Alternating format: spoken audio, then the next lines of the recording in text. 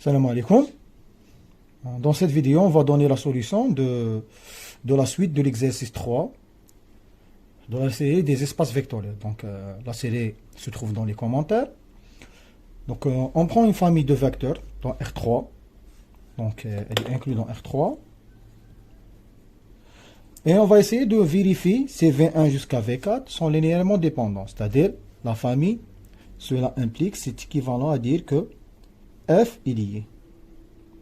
Donc, F lié, on dit qu'une famille est liée, ou bien on dit que les vecteurs V1 jusqu'à V4 sont linéairement dépendants. Alors, si la famille est une famille libre, on dit que la famille soit F une famille libre, ou bien on dit que les vecteurs sont linéairement indépendants. Donc là, pour montrer que V1 jusqu'à V4 sont linéairement dépendants, il suffit de montrer que F est lié. Donc on va donner la définition de F lié. Bon, c'est la négation de F libre. Alors c'est il existe lambda 1 jusqu'à lambda 4 appartient à R. Si vous vous rappelez, on a dit non tous nuls, tel que lambda 1 fois V1 plus jusqu'à lambda 4 V4 égale à 0 de R3. On travaille dans R3, faites attention, d'accord? On travaille dans R3. Donc, on va essayer de résoudre l'équation lambda 1 V1 plus lambda 2 V2 plus lambda 3 V3 plus lambda 4 V4 égale 0, 0, 0. On va noter cette équation 1. 1, c'est équivalent. Alors, qu'est-ce qu'on va faire là? Alors, on va multiplier les VI par les lambda. Après, on fait la somme et on fait l'égalité avec 0, 0, 0. On trouve un système d'équations linéaires. On va multiplier là par lambda 1, lambda 2, lambda 3, lambda 4. On va trouver lambda 1 plus 2 lambda 2 plus lambda 3 moins lambda 4 égale à 0. La deuxième équation, il est un 0. Donc, on a 2 lambda 2 après plus lambda 3 après moins lambda 4 égale à 0. La dernière équation, lambda 1 plus lambda 2 plus, là on a un 0, plus lambda 4 égale à 0. D'accord? Vous voyez, par exemple, on peut voir que cette quantité égale à 0. Si on remplace là, on va trouver lambda 1 égale à 0. Sinon, on applique carrément la méthode de pivot de Gauss. D'accord? Ce système est un système qui est un peu facile. Là, nous avons un 0, donc le pivot là égale à 1. Donc, on va éliminer cette quantité. Donc, ça va être lambda 3 moins lambda 1. Donc, c'est équivalent. Lambda 1 plus 2 lambda 2 plus lambda 3 moins lambda 4 égale à 0. Après 2 lambda 2 plus lambda 3 moins lambda 4 égale à 0. Et si on fait la différence, on trouve moins lambda 2 moins lambda 3 plus 2 lambda 4 égale à 0. D'accord? On applique carrément la méthode de pivot de Gauss. Là, nous avons, pour éliminer le lambda 2, nous avons un pivot égal à 2. Sinon, on change lambda L2 avec L3. On trouve le système suivant. L1 plus 2L2 plus L3 plus lambda 3 plutôt moins lambda 4 égale à 0. La deuxième équation, c'est moins lambda 2 moins lambda 3 plus 2 lambda 4 égale à 0. Et la dernière, c'est 2 lambda 2 plus lambda 3 moins lambda 4 égale à 0. On note L1, L2, L3. Vous voyez, le pivot, c'est égal à moins 1. Donc L3, ça va être L3 plus 2, L2. D'accord? Donc ce système, ça sera équivalent finalement à lambda 1 plus 2 lambda 2 plus lambda 3 plus lambda 4 égale à 0. Après moins lambda 2 moins lambda 3 plus 2 lambda 4 égale à 0. Alors cette quantité plus 2 fois, ça va être égal à 0. Plus 2 fois, ça va nous donner moins lambda 3. cette quantité plus 2 fois cette quantité, ça va nous donner plus, normalement plus, après, plus 2 fois cette quantité, plus 3 lambda 4 égale à 0. Et vous voyez, nous avons un système échelonné, on peut tirer lambda 3 en fonction de lambda 4, et on remplace là, on tire le lambda 2, après on tire le lambda 1. Alors finalement, on trouve, c'est équivalent à dire que, alors, de la dernière équation, on trouve lambda 3, c'est égal à 3 lambda 4. On remplace là. Donc, ça va être moins 3 lambda 4 plus 2 lambda 4, ça va nous donner moins lambda 4. Donc, lambda 2, ça va être égal à moins lambda 4. Et si vous vous remplacez là, on trouve lambda 1 égal à 0. Donc, vous voyez, on n'a pas trouvé, les lambda ne sont pas tous nuls. Par exemple, si on prend lambda 4 égal à 1, alors vous voyez, lambda 2, lambda 3 sont égales à 1 et lambda 1 égale à 0. On trouve une infinité de solutions.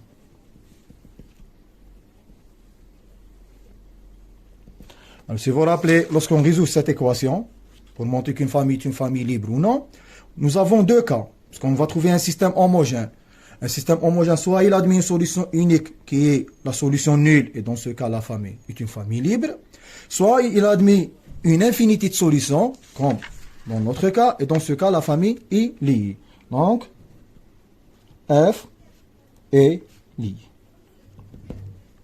Puisqu'on a une infinité de solutions. Donc, pour déterminer une relation linéaire, la deuxième question, déterminer une relation linéaire entre les vecteurs V1 jusqu'à V4. Alors, une relation linéaire, c'est une autre question, une relation linéaire entre les vecteurs V1 jusqu'à V4 est donnée par. Alors, c'est quoi la relation linéaire? C'est exactement cette relation. D'accord? C'est ça la relation. Alors, pour déterminer la relation, lorsqu'on a, alors cette question, elle est valable si la famille est une famille liée. Alors, qu'est-ce qu'on fait? Il suffit de donner des valeurs de lambda et remplacer dans cette quantité. Alors, des valeurs de lambda non nulles. Parce que c'est égal à 0, on trouve 0 égal à 0, ça c'est pas une relation linéaire. Donc, on va essayer de donner des lambda non nuls pour que cette relation soit valide. Alors, comment déterminer les lambda? Alors, il suffit de donner les lambda qui vérifient ce système. D'accord? On va noter par exemple ce système étoile. Alors, qu'est-ce qu'on fait? Alors, on remplace, on donne des valeurs non nulles, ou bien non tous nuls, des lambda i qui vérifie étoile. D'accord? Alors, par exemple, si on prend lambda 4, par exemple, si on prend lambda 4 égale à 1, alors lambda 1, ça va être égal à 0, lambda 2, ça va être égal à moins 1, et lambda 3, ça va être égal à 3. Donc, la relation linéaire, elle est donnée par cette relation. Alors, c'est 0 fois V1, lambda 1 fois V1, moins V2, lambda 2 plus V2, plus 3 fois V3, plus lambda 4 V4 plus V4 égale à 0 de R3. Ou bien, finalement, ça c'est égal à 0, on trouve moins V2 plus 3 V3 plus V4 égale 0, 0, 0. C'est ça la relation linéaire. On peut par exemple tirer V2 en fonction de V3, V4 par exemple. Mais ça, c'est la relation linéaire. Très bien. Alors, quatrième question.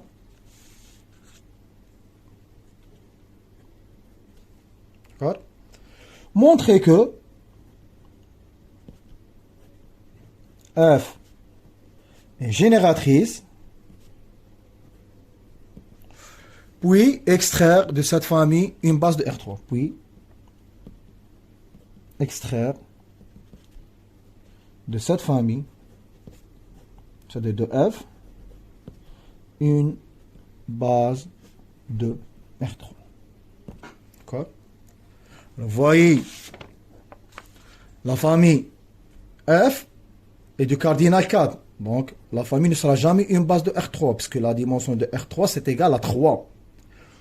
Donc, on doit enlever un vecteur. Si la famille est une famille génératrice, on peut enlever un vecteur pour avoir une famille, une base de R3. Alors, le problème, quel est le vecteur qu'on doit enlever? D'accord? Très bien. Donc, on va essayer en premier temps de montrer que F est génératrice. Donc, F est génératrice. Si seulement si, quel que soit U égale X, Y, Z appartient à R3, il existe lambda 1 jusqu'à lambda 4 appartient à R, tel que U c'est égal lambda 1 V1 plus jusqu'à lambda 4 V4. D'accord? On va noter cette équation 2. Donc on va commencer par soit U, X, Y, Z appartient à R3. Donc 1, 2, ça va être égal. Donc pratiquement ça a la même définition, juste à la place de U, on a I0, 0, 0. Donc on va trouver le même système, juste là, on trouve X, Y et Z. Donc directement, lambda 1 plus 2, lambda 2, moins lambda, plus lambda 3, moins lambda 4 égale à X. Après 2 lambda 2, plus lambda 3, moins lambda 4 égale à Y. Et la dernière, lambda 1, plus lambda 2, plus lambda 4 égale à 7. D'accord? On va essayer de résoudre ce système. Pratiquement, on va faire les mêmes étapes, juste le second membre va changer. D'accord? Donc, on va noter L1, L2. On va éliminer le L3. Donc, L3 devient L3 moins L1. On va éliminer cette quantité. Donc, qu'est-ce qu'on va trouver? Donc, c'est équivalent à dire lambda 1 plus 2, lambda 2 plus lambda 3 moins lambda 4 égale à X.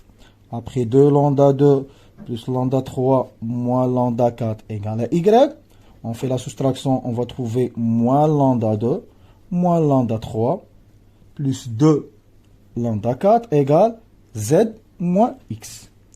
Après, on va changer le L2 avec le L3 pour trouver un pivot égal à moins 1. Donc, c'est équivalent. Lambda 2 plus 2, lambda 1 plus 2 lambda 2 plus lambda 3 moins lambda 4 égale à X. 2 lambda 2 plus lambda 3 moins lambda 4 égale à Y. Ah, plutôt, on va changer les lignes. Donc, on va trouver là moins. Et là, un moins. Après, plus 2 lambda 4. Et 2 lambda 2 plus lambda 3 moins lambda. Là, nous avons Z moins X moins lambda 4 égale à Y. Donc, on va appliquer maintenant notre méthode. Donc, là, nous avons un pivot qui est égal à moins 1. Donc, c'est L3 plus 2 L2. Donc, c'est équivalent à dire. Donc,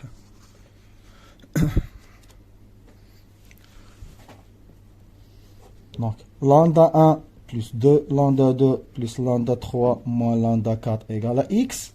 Après, moins lambda 2 moins lambda 3 plus 2 lambda 4 égale à Z moins X. Et la dernière équation, on fait la soustraction. Donc, plus 2 fois HD, c'est 0. Plus 2 fois HD, on va trouver moins lambda 3. Plus 2 fois HD plus 3 lambda 4 égale D plus 2 fois HD. On va trouver moins 2x plus y plus 2z. Cette quantité plus 2 fois cette quantité. C'est équivalent à dire. Et là, vous voyez, on trouve un système qui est échelonné. Alors, on laisse le système triangulaire à gauche. Et le reste, ce sera, lambda 4 sera un paramètre arbitraire. Donc, on va tirer le lambda 3. Donc, ça va être égal. Donc, c'est 3 lambda 4 plus 2x moins y moins 2z. Donc, on fait passer le lambda 3 à ce côté. Et cette quantité va se déplacer à ce côté. Maintenant, on va tirer le lambda 2. Alors, lambda 2, ça va être égal moins lambda 3, donc moins toute cette quantité, 3 lambda 4, parce qu'on va déplacer le lambda 2 vers ce côté et cette quantité vers l'autre côté. Donc, plus 2x moins y moins 2z, donc lambda 2 c'est plus 2 lambda 4, plus x moins z. Donc, cette quantité va se déplacer là. Et après, on va tirer lambda 3, lambda 1. Bon, lambda 1, ça on fait les calculs. Donc, voyez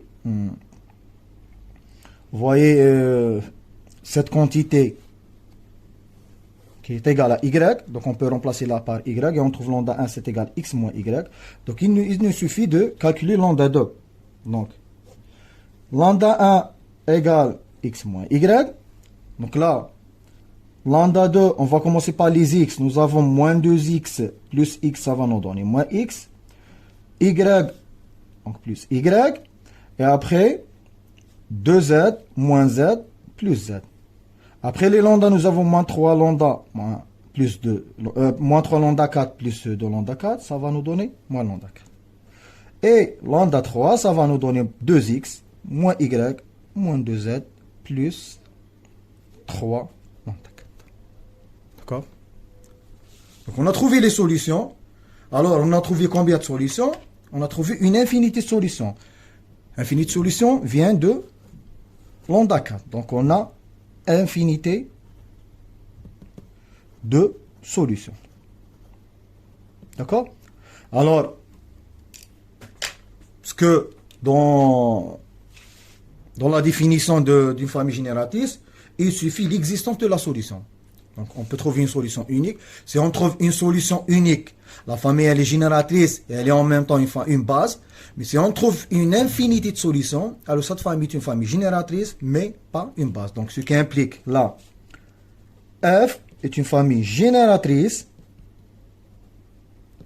mais pas une base. De R3, d'accord? C'est une famille génératrice de R3, mais ce n'est pas une base de R3. Alors, la question qui se pose, il nous a demandé de montrer que F est une famille génératrice, la première partie de la question. La deuxième partie, il nous a demandé d'extraire une base. D'accord? Alors, comment extraire une base? C'est très très simple. Donc, si on a une famille génératrice, toujours, rappel. D'accord? Donc, un petit rappel. Alors, si F est une famille génératrice d'un espace vectoriel E, d'accord? Alors, on peut extraire de cette famille une base. Donc on suppose que E est un espace de dimension finie. Hein? Donc on travaille avec les espaces de dimension finie. Alors toujours, si on a une famille génératrice, on peut extraire une base de l'espace. D'accord? Ça s'appelle le théorème de la base extraite. Ça s'appelle théorème de la base extraite. Et nous avons le théorème de la base incomplète. C'est une autre chose. Alors maintenant, comment extraire une base? C'est très simple. Alors, vous voyez, cette famille est une famille génératrice. D'accord? Mais quel est le lambda qui pose un problème? Parce que si on trouve une solution unique là, si on trouve une solution unique, alors directement on dit que la famille est une base. D'accord? Si on trouve une solution unique, on dit que la famille est une base. Mais là, on n'a pas trouvé une solution unique, on a trouvé une infinie de solutions. Alors, est-ce qu'on peut enlever un lambda pour que la famille soit une base? Pour trouver une infinité, pour trouver une solution unique. Alors, oui, si on enlève le lambda 4 et on refait le même travail, on va faire les mêmes opérations. Donc, les résultats restent les mêmes, sauf qu'on n'a pas le lambda 4.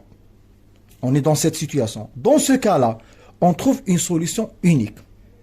D'accord? Alors, si on trouve une solution unique, la famille est une base. Alors, quels sont les vecteurs qu'on doit enlever? On doit enlever les vecteurs qui correspondent au lambda qui pose un problème d'unicité. Si on a un lambda 4, parce que le lambda 4, c'est lambda 4 qui pose un problème d'unicité, alors on ne dit pas qu'on enlève le lambda 4, mais on enlève le vecteur correspondant à lambda 4. Si on enlève le vecteur correspondant à lambda 4, donc là, nous n'avons pas un lambda 4, nous n'avons pas un lambda 4, la même chose là, c'est-à-dire les calculs et les opérations et les étapes restent les mêmes, sauf à la fin, on ne va pas trouver lambda 4. Alors, qu'est-ce qu'on écrit? Alors, si on enlève, alors on va noter cette opération, c'est théorème de la base extrême. Si on enlève le vecteur, d'accord? Si on enlève le vecteur correspond à lambda 4, j'ai dit on enlève le vecteur correspond à la variable ou bien au paramètre qui pose un problème d'unicité. D'accord? C'est ça, c'est cette quantité qui pose un problème d'unicité. Donc, si on enlève, on trouve les lambda uniques. Donc, et avec les mêmes calculs, ou bien le même procédé, si on refait le même travail sans lambda 4, on va trouver les mêmes résultats. Procédé. On montre que V1, V2 et V3 est une base de R3. D'accord? Vous voyez, nous avions 4 vecteurs et maintenant, il nous reste que 3 vecteurs. D'accord? Donc, c'est théorème d'après théorème de la base extrême. D'accord? La dernière question. Montrer par une autre méthode que la famille B est une base. On a déjà montré que B, si vous vous rappelez, dans la vidéo précédente, on a déjà montré que B est une base. B, c'était U1, c'est égal 1, 1, 1. U2, c'est égal 1 moins 1, 1. Et U3, c'est égal à 1, 1, 0. Donc, on a déjà montré que cette famille est une base. On a montré que cette famille est une famille libre génératrice, donc c'est une base. Sinon, nous avons une autre méthode. Alors, pour montrer que cette famille est une base, il suffit de calculer le déterminant. Alors, nous avons directement le déterminant. Donc, U1, U2, U3. Alors là, on écrit les coefficients de U1 dans la base canonique. Là, les coordonnées de U2 dans la base canonique. Et là, U3 dans la base canonique. C'est-à-dire, tout simplement, on va écrire le U. C'est 1, 1, 1. Après, 1, moins 1, 1. Et après, 1, 1, 0. Donc, on calcule ce déterminant. Donc, on va trouver, par exemple, si on calcule par rapport à la dernière, ou bien par rapport à la dernière colonne, par exemple, donc c'est plus, moins, plus. Donc, c'est plus 1. On enlève cette ligne, cette colonne. On trouve 1, 1, moins 1, 1. Après là, nous avons un moins 1. On enlève cette ligne et cette colonne. On trouve 1, 1, 1, 1. Donc, ce déterminant égal à 0 puisqu'il a deux lignes ou bien deux colonnes nulles. Et ce déterminant, ça va être égal à 2. Donc, différent de 0, ce qui implique que B est une base de R3. Même si vous voulez vérifier, on peut vérifier que V1, V2, V3 est une base de R3. Alors, il suffit de calculer le déterminant de ces vecteurs.